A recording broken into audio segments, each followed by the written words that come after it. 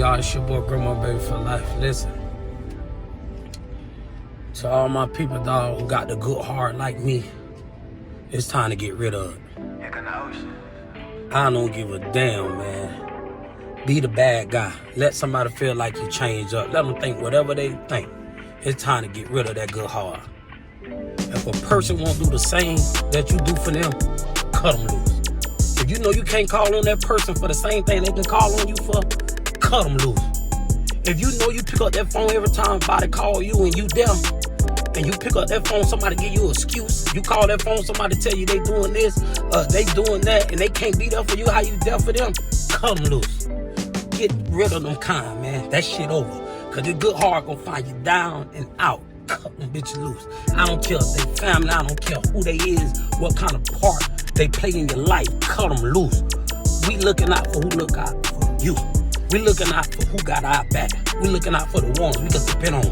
We looking out for the ones who show us the same love we show them. If they ain't on that type of time, I don't give a damn who they is.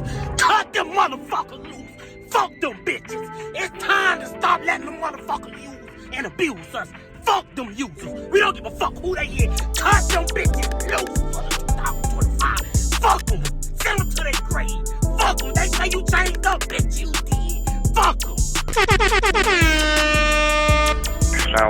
The hottest it girl in female hip hop. She was scared. Stay on the ground. She had just gotten shot. I just want to call my mama and be like, what do I do? When Megan was shot, she needed support. So why did the world turn against her? The aftermath of the shooting was worse than the shooting itself. Keep dragging it. There are still many people that don't even believe you were shot. Drake suggesting she lied. People like 50 Cent. She lied. It just got worse and worse and worse. People wish death on her. Did Megan send an innocent man to jail? Rapper Tory Lanes has been found guilty of shooting Megan Thee Stallion. This guy's innocent. No fingerprints, not one. There's no proof that Tory Lanes touched that firearm. People don't know what to believe. What happened? Tory's people were putting out a narrative that wasn't true. New secret emails have been uncovered. The case was perfectly clear. Tory and his team were the ones spreading lies. I've always supported you and I'll always support you. This is how he got every man in a position of power to take his side. All of a sudden, she's the villain and he's the victim. I didn't want to move too quick. If I take the wrong step, I don't know if he could shoot me and kill me. I look down at my feet and I'm like, oh my God, like I'm really bleeding. Like I can't believe you shot me. The police are definitely very much shoot first, ask questions after. What happened? I didn't want to see anybody die, so I just said, I stepped on glass.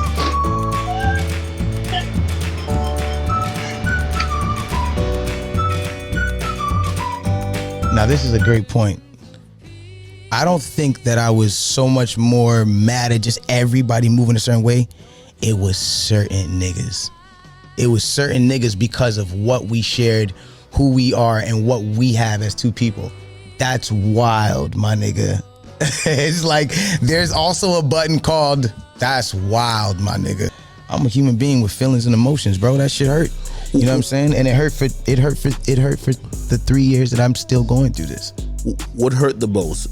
Did it hurt the most that maybe their opinion or how they moved didn't align with what you were doing, or did it hurt that even though you knew them, maybe you did something for them, you had a relationship, they didn't care to at least? Nah, that didn't hurt. That didn't hurt. It wasn't that, bro. It was just like, all y'all niggas know what you're doing is creating my situation to look worse and be worse for me and my family and my child. All right, welcome back in here to Live and Out from Fox I'm Andy Mack. Let's turn our attention to new developments involving Tory Lanes after a stabbing at a California prison. We do know the alleged attacker. More information here. This courtesy of TMZ, saying the guy who allegedly attacked and stabbed Tory Lanes in prison is serving a life sentence for a murder charge, and this wasn't his first violent incident behind bars. The alleged attacker was identified by authorities as 42-year-old Santino Casio. Prison officials say he's serving a life sentence for second-degree murder and was previously convicted for an in-prison assault with a deadly weapon. So we're following the latest here on Live Now from Fox, and we're also learning more information about new evidence being brought forward in this case involving Tory Lanes. And we watched it here on Wednesday as the legal team sought justice in the case of Tory Lanes. They presented new evidence that suggests he never fired the weapon the night Megan Thee Stallion was shot in the Hollywood Hills. Lanes is currently serving a 10-year sentence for the shooting.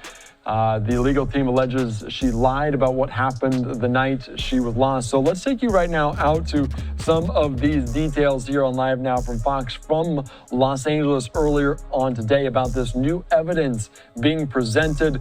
We'll see if it has any legs in the courts. Let's listen into this here on Live Now. Here, some really, really compelling new evidence that you've never heard before. Our legal team will explain all of that to you. We will have updates on Tory Lanes, Mr. Peterson, on how he's doing. It's really sad to see the situation that he's in, and we think it's time. Enough is enough. It's time to bring the brother home. So with that, I would like to bring up our lead consultant, Mr. Walter Roberts.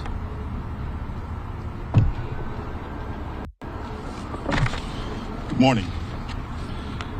We are here today to bring to your attention some information Unite the People believes is exculpatory in Mr. Daystar Peterson's case, professionally known as Tory Lanes. Recently, we've been made aware that a member of the media, Mr. Gianno Caldwell, was working on an op-ed for the New York Post regarding Mr. Peterson's innocence.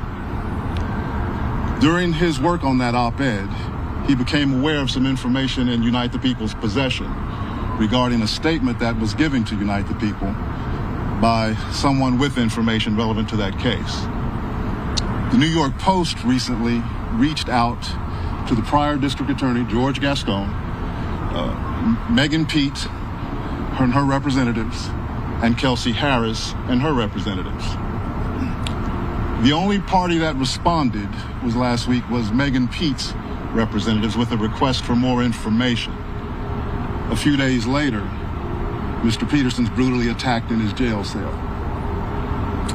Unite the People represents Daystar Peterson in his appellate process. We filed an appellate brief and a writ of habeas corpus on his behalf. The district attorney's office has already responded. The case is fully briefed. We're just waiting for the appellate court's decision.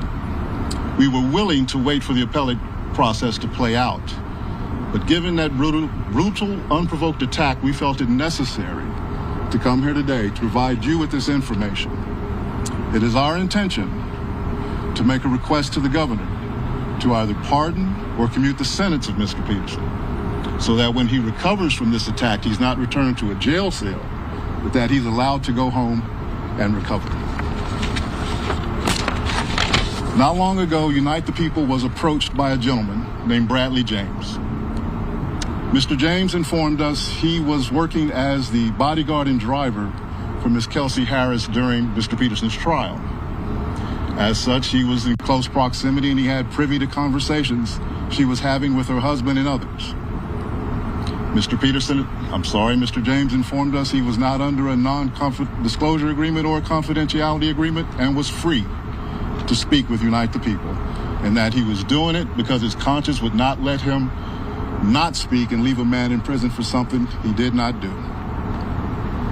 Mr. James informed Unite the People that he was a witness to the conversation Ms. Harris had, where she stated she had the gun, she fired it 3 times, Mr. Peterson grabbed her arm and knocked it down, and the gun fired 2 more times. In essence, Mr. Peterson never shot anybody, never even touched that gun, never fired the gun. This statement aligns with the statement of the only non-party witness to the case, Mr. Sean Kelly, who at trial testified he saw two women fighting, two men break up the fight, one man grabbed the other one's arm. Gunshots came from the passenger side. The passenger side is where Miss Harris was sitting. This further iterates that Mr. Peterson did not shoot Miss Pete, did not shoot at Miss Pete, or did not assault Miss Pete. It's just another irregularity in a list of irregularities in this case. For example, there were 3 potential suspects in the car that night, and yet the only DNA sample was taken of Mr. Peterson, even though unknown DNA was found on the gun. Why wasn't Miss Harris's DNA taken? Or was it taken and the information simply never given to the defense? Why wasn't the driver of the car, Mr. Jaquan Smith's DNA taken? Or was it taken and again, simply not given to the defense? We don't know. It should have been taken.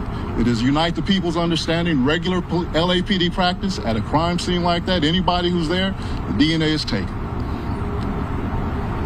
Another irregularity. Why, at Miss Harris's police interview, was a non-lawyer, non-family member record company executive allowed to participate? Highly irregular situation. Normally, we see cases, strangers are not allowed in these things, but it was in this case. All of these things point to the highly irregular nature of his trial and his conviction. It is our contention that he was wrongly convicted.